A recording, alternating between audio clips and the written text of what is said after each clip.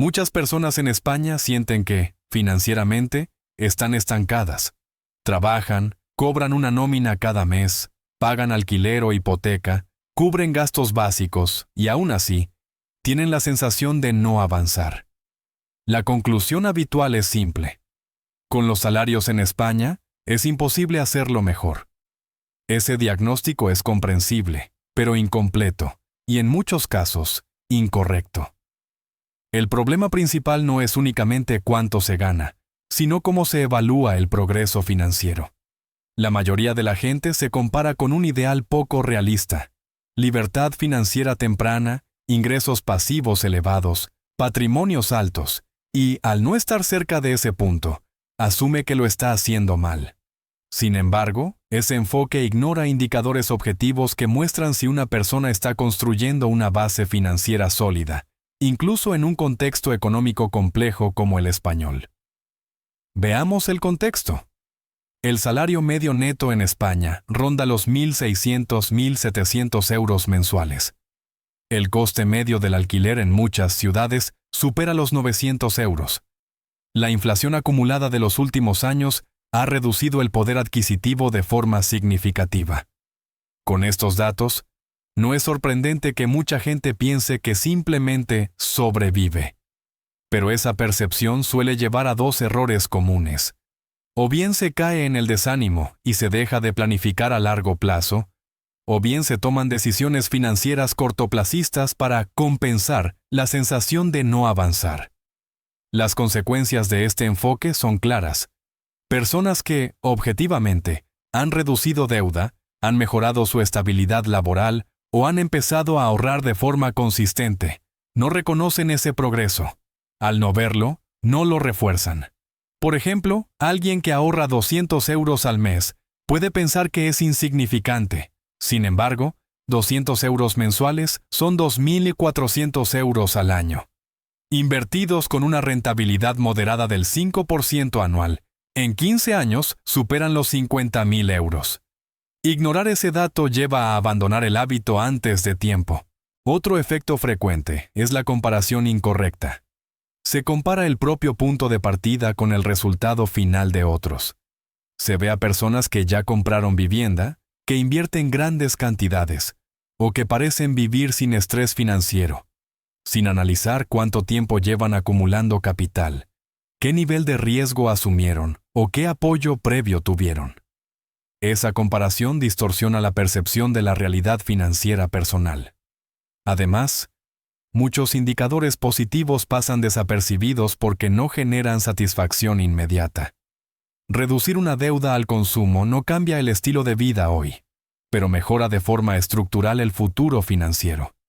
Tener un fondo de emergencia no produce ingresos visibles, pero reduce el riesgo de endeudamiento caro. Mantener gastos estables mientras los ingresos suben lentamente no parece un logro, aunque lo sea en términos reales. El resultado final de esta mala lectura del progreso es una paradoja. Personas que están haciendo varias cosas bien con su dinero actúan como si no lo estuvieran. Eso las lleva a decisiones inconsistentes, a cambiar de estrategia con demasiada frecuencia o a asumir riesgos innecesarios buscando resultados rápidos. Antes de hablar de soluciones o estrategias concretas, es necesario corregir este punto de partida. Entender qué señales indican que, incluso en España y con ingresos normales, una persona puede estar gestionando su dinero mejor de lo que cree. Sin esa claridad, cualquier plan financiero se construye sobre una percepción errónea del problema. Para entender por qué tantas personas subestiman su progreso financiero, hay que analizar tres factores estructurales: la forma en que se generan los ingresos, los patrones de comportamiento financiero y la ausencia de sistemas claros de medición. No se trata de falta de esfuerzo, sino de cómo se interpreta la información financiera disponible. En primer lugar, la estructura de ingresos en España es relativamente rígida. Para la mayoría de los trabajadores, el salario crece de forma lenta y predecible. Incrementos del 2-4% anual son habituales, y en muchos casos, ni siquiera compensan completamente la inflación. Esto provoca una sensación constante de estancamiento. Se gana algo más, pero no se siente más dinero disponible. Cuando el progreso no es visible en el corto plazo, el cerebro lo interpreta como inexistente, aunque objetivamente no lo sea. A esto se suma el comportamiento financiero cotidiano. Muchas personas gestionan su dinero de forma reactiva, no sistemática. Pagan gastos cuando llegan, ahorran si sobra algo y revisan su situación financiera solo cuando surge un problema. Este enfoque impide ver tendencias a medio y largo plazo. Si alguien reduce su deuda de tarjeta de crédito de 6,000 a 3,000 euros en 2 años, pero no lo registra ni lo analiza, ese avance se diluye en la rutina diaria y se percibe como irrelevante. Un primer ejemplo común es el de una persona con ingresos estables de 1.800 euros netos al mes. Paga 850 euros de alquiler, 250 en gastos fijos y el resto se va en consumo variable. Desde su punto de vista, no ahorra lo suficiente y vive justo. Sin embargo, en los últimos 3 años, ha eliminado un préstamo personal, ha creado un pequeño colchón de 4,000 euros y ha mantenido su nivel de gasto relativamente estable pese a la inflación. Objetivamente, su posición financiera es hoy más sólida que antes. El problema es que nadie le ha enseñado a evaluar ese progreso con criterios adecuados. Un segundo ejemplo es el de un trabajador autónomo con ingresos irregulares. Algunos meses factura 3,000 euros, otros apenas 1,200. Al fijarse solo en los meses malos, concluye que su situación es frágil. No tiene en cuenta que ha aumentado su media anual, que ha diversificado clientes o que ha reducido la dependencia de financiación externa. Al no tener un sistema que mida estabilidad y tendencia, su percepción se basa en picos emocionales, no en datos. Aquí es donde fallan muchas recomendaciones financieras estándar. Consejos como ahorra el 20% de tu sueldo, invierte lo antes posible o reduce gastos al máximo. Asumen ingresos lineales, estabilidad emocional y ausencia de contexto. En la práctica, estas reglas no se adaptan bien a realidades como salarios ajustados, inflación elevada o ingresos variables. Cuando una persona no puede seguir estas pautas al pie de la letra, interpreta que está fallando, aunque esté avanzando dentro de sus posibilidades reales. Además, muchas guías financieras se centran exclusivamente en resultados finales, patrimonio neto alto, independencia financiera, sin explicar las fases intermedias. Esto invisibiliza etapas clave como la reducción del riesgo financiero, la mejora de la resiliencia o la construcción de hábitos sostenibles. Sin reconocer estas etapas, el progreso real se confunde con inmovilidad. El problema, por tanto, no es solo económico, sino también analítico. Sin una forma clara de leer la propia situación financiera, es fácil perder de vista señales objetivas de mejora. Y cuando esas señales no se identifican, las decisiones futuras se toman sobre una base incompleta. Antes de hablar de hacerlo mejor, es necesario entender por qué muchas personas no reconocen que ya lo están haciendo. A partir de lo anterior, es posible identificar con bastante claridad los errores más comunes que comete la mayoría de las personas al evaluar y gestionar su dinero. No son errores espectaculares ni decisiones extremas. Precisamente por eso son peligrosos. Se repiten durante años sin generar señales de alarma inmediatas. El primer error es medir el progreso financiero solo por el dinero que sobra a final de mes. Este enfoque ignora variables clave como la reducción de deuda, el aumento de estabilidad o la disminución del riesgo. Una persona puede terminar cada mes con poco margen, pero si ha pasado de tener varias deudas al consumo a ninguna, su situación financiera ha mejorado de forma estructural. El problema es que, al no ver efectivo acumulado, concluye que no avanza y pierde disciplina. El segundo error es no diferenciar entre crecimiento nominal y crecimiento real. Si el salario sube un 3% anual, pero los gastos aumentan un 5% por inflación y estilo de vida, el poder adquisitivo cae. Muchas personas no analizan esta diferencia y toman decisiones basadas en cifras brutas. A largo plazo, esto lleva a una falsa sensación de estabilidad. En 10 años, una pérdida real del 1 o 2% anual implica una reducción acumulada significativa del nivel de vida, aunque el sueldo haya subido. El tercer error es tratar el ahorro y la inversión como decisiones opcionales, no como un sistema. Ahorrar solo cuando se puede suele traducirse en años con aportaciones irregulares o inexistentes. Supongamos 2 escenarios. En el primero, una persona ahorra 100 euros mensuales de forma constante durante 20 años. En el segundo, ahorra 0 durante 10 años. Y luego intenta compensar con 300 euros mensuales durante los siguientes 10. Incluso con la misma rentabilidad, el primer escenario suele terminar con más capital debido al efecto del tiempo y la consistencia. El cuarto error es reaccionar emocionalmente a corto plazo. En contextos de inflación, crisis o incertidumbre laboral, muchas personas congelan cualquier planificación financiera. El resultado es la inacción prolongada. Si alguien deja de invertir o ahorrar durante 5 años, hasta que todo mejore, el coste de oportunidad es elevado. A una rentabilidad anual moderada del 5%, 5 años sin aportaciones pueden suponer decenas de miles de euros menos a largo plazo, dependiendo del punto de partida. Las consecuencias de estos errores no suelen verse en 1 o 2 años, sino en horizontes de 5, 10 o 20 años. A 5 años, la diferencia se nota en menor colchón financiero y mayor dependencia del crédito. A 10 años, se traduce en una capacidad limitada para afrontar imprevistos grandes, como periodos de desempleo o gastos familiares importantes. A 20 años, el impacto es aún más claro.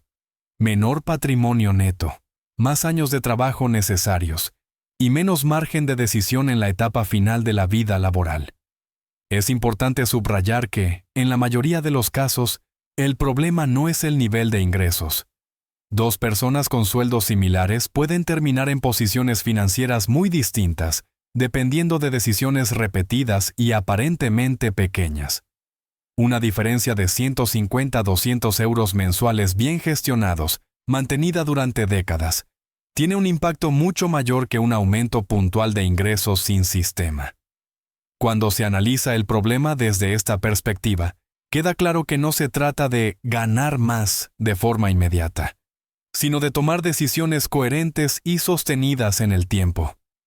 Sin corregir estos errores de base, cualquier mejora de ingresos tiende a diluirse. Reconocer estas fallas no es un ejercicio de culpa, sino el primer paso para identificar señales reales de progreso financiero y construir sobre ellas.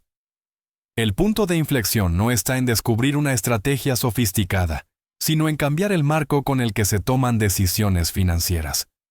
La solución práctica consiste en construir un sistema sencillo que permita medir progreso real, reducir riesgo y asignar recursos de forma consistente en el tiempo. No es una técnica rápida ni compleja, pero sí estable. El primer elemento del sistema es definir indicadores claros y medibles. En lugar de centrarse solo en cuánto dinero queda a final de mes, conviene trabajar con 3 métricas básicas: patrimonio neto, nivel de riesgo y tasa de ahorro efectiva. El patrimonio neto es la diferencia entre lo que se posee y lo que se debe. Medirlo 1 o 2 veces al año permite ver tendencias reales. El nivel de riesgo se refleja en la proporción de deuda cara, la existencia de un fondo de emergencia y la estabilidad de los ingresos. La tasa de ahorro efectiva indica qué parte del ingreso anual se destina de forma sistemática a objetivos futuros. El segundo elemento es convertir el comportamiento financiero en un proceso automático. Esto significa decidir por adelantado qué porcentaje del ingreso se asigna a cada función: gastos básicos, ahorro de seguridad y crecimiento a largo plazo. Por ejemplo, incluso con ingresos ajustados, separar un 5-10% para ahorro estructurado es más relevante que intentar ahorrar grandes cantidades de forma esporádica.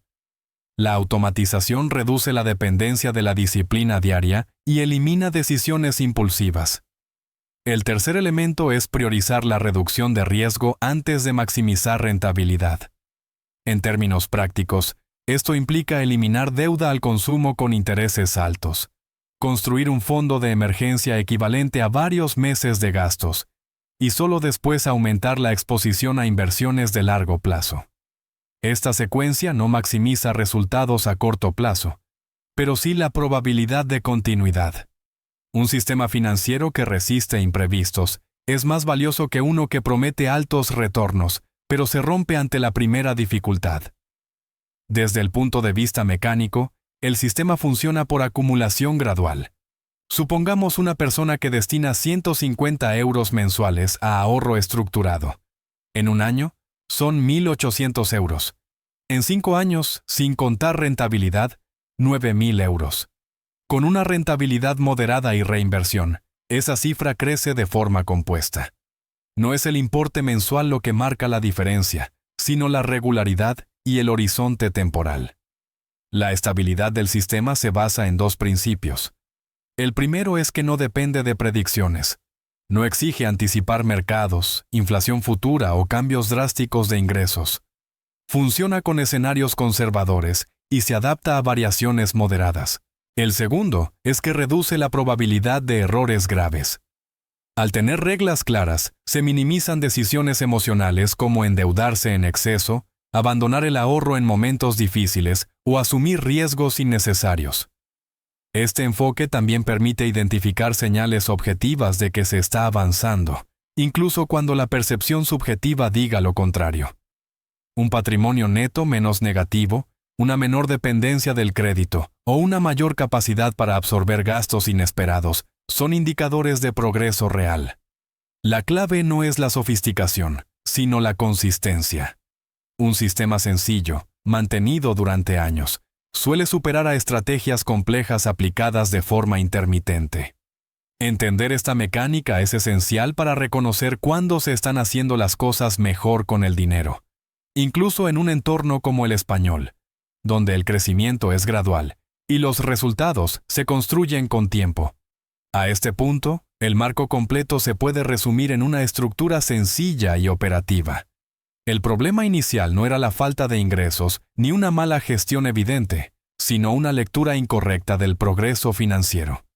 La solución no pasa por acciones aisladas, sino por un sistema que permita tomar decisiones coherentes y evaluarlas en el tiempo. La estructura se apoya en 3 pilares. Primero, medición periódica. 1 o 2 veces al año. Se revisa el patrimonio neto, el nivel de deuda y la capacidad de cubrir gastos imprevistos.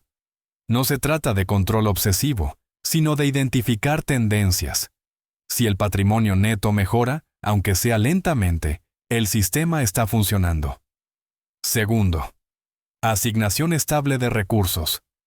Parte del ingreso se dirige de forma automática a reducir riesgo y a construir capital, independientemente de las fluctuaciones mensuales. Tercero, horizonte temporal largo. Las decisiones se evalúan en años, no en semanas. Con esta estructura, los cambios no son inmediatos, pero sí acumulativos. En el primer año, el principal efecto es la claridad. La persona sabe exactamente en qué punto está y qué está mejorando. La reducción de incertidumbre ya tiene un valor práctico, menos dependencia del crédito y menos decisiones impulsivas. A nivel numérico, es habitual ver una ligera mejora del patrimonio neto y una mayor estabilidad en el flujo de caja. A 5 años, la diferencia es más tangible. Un ahorro estructurado de 150-200 euros mensuales supone entre 9.000 y 12.000 euros aportados, sin contar rentabilidad. La deuda cara suele estar eliminada o muy reducida. El fondo de emergencia permite absorber gastos relevantes sin desestabilizar el resto del sistema. En este punto, muchas personas descubren que su situación financiera es objetivamente mejor que la media, aunque sus ingresos no hayan cambiado de forma significativa. A 10 años, el efecto del tiempo se vuelve decisivo. La combinación de aportaciones constantes y rentabilidad moderada genera un capital relevante. La capacidad de elección aumenta, cambiar de empleo con menos presión, reducir horas de trabajo o asumir proyectos con mayor control del riesgo. No es un escenario idealizado, sino el resultado lógico de decisiones pequeñas mantenidas durante una década. La instrucción práctica para empezar es concreta. Primero, listar activos y deudas para calcular el patrimonio neto actual. Segundo, definir una cantidad mensual fija destinada a ahorro estructurado, aunque sea modesta. Tercero, automatizar esa asignación para eliminar fricción. Cuarto, priorizar la reducción de deuda al consumo antes de aumentar exposición a inversiones más volátiles. Estas acciones no requieren conocimientos avanzados ni condiciones excepcionales. El resultado de aplicar este enfoque no es una transformación inmediata, sino una mejora predecible y acumulativa. Reconocer señales de progreso, menor riesgo, mayor estabilidad, crecimiento sostenido. Permite reforzar el sistema en lugar de abandonarlo. En el contexto español, donde los ingresos crecen de forma gradual, esta lógica es especialmente relevante. La conclusión es simple y operativa. Hacerlo bien con el dinero no significa resultados espectaculares a corto plazo, sino decisiones coherentes mantenidas en el tiempo. Cuando se mide el progreso con criterios adecuados, muchas personas descubren que ya están avanzando más de lo que creían. Y ese entendimiento es la base para seguir construyendo, de forma racional y sostenible.